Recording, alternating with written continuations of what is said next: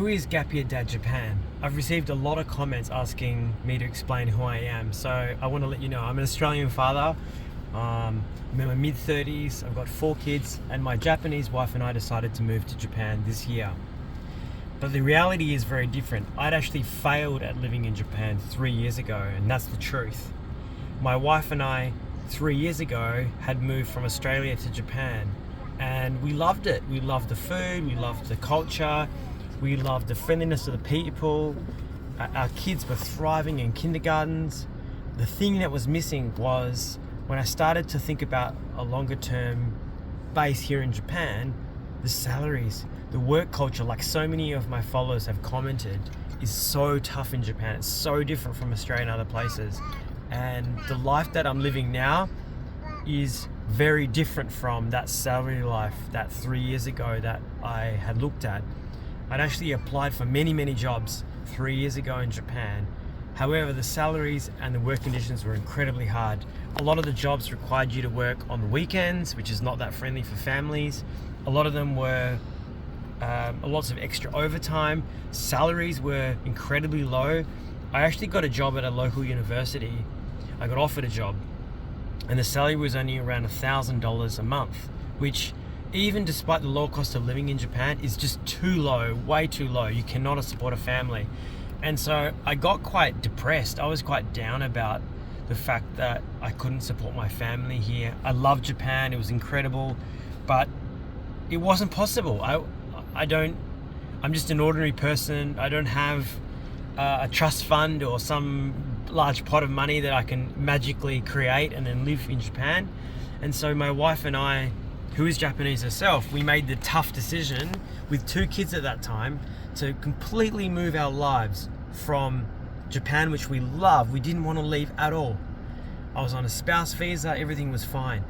And then we had to move to Australia, and I had to find a job. Like, I've got 2 kids, I need to feed them.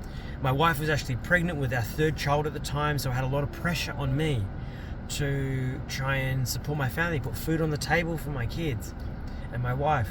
And so we made the hard decision to move back to Australia. It was not easy. Every day was a struggle, honestly. Like, we didn't have a place to live. We had to find a rental. A lot of real estate agents won't rent to you a house if you are an apartment if you're overseas, and so I didn't have an Australian phone number. All of these sorts of things made it complicated. Getting kids into kindergarten. So we struggled for at least 6 months, don't you think? Yeah, really we moved a house in twice in that 4 months. We had a moldy apartment the first and one, moved, and it was expensive in Sydney. Yeah, we moved the childcare because of availability or whatever, those things. 4 times? 4 times we moved childcare. And then we found a very good one. We finally found a good one. After that, it took over a year of struggling. And so that's the reality. We wanted to come back to Japan, but we just didn't have the income.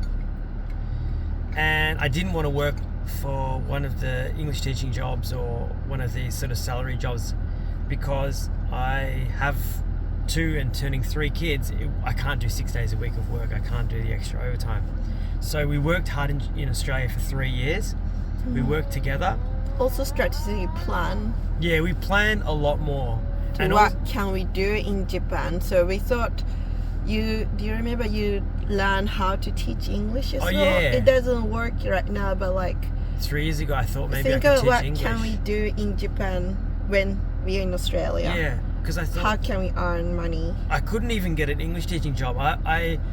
I have a bachelor's degree, but I don't have any English teaching experience, and so I did an online course. It cost about $500, and it was a TEFL course. It was great, but I thought maybe I could teach English in Japan.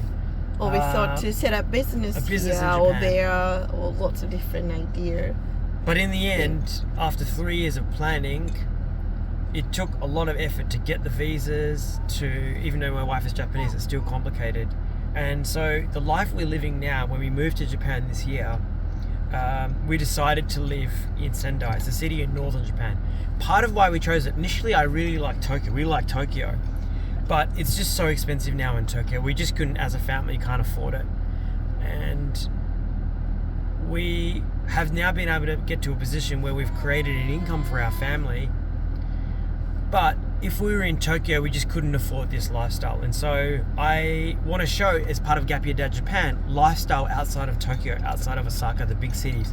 Sendai is still a reasonable sized city. It's about 1 million people, but it's not Tokyo, it's not Osaka. And so the prices of living here are about 30 or 40% only over the cost of Tokyo. So it's much, much cheaper to live in Tokyo.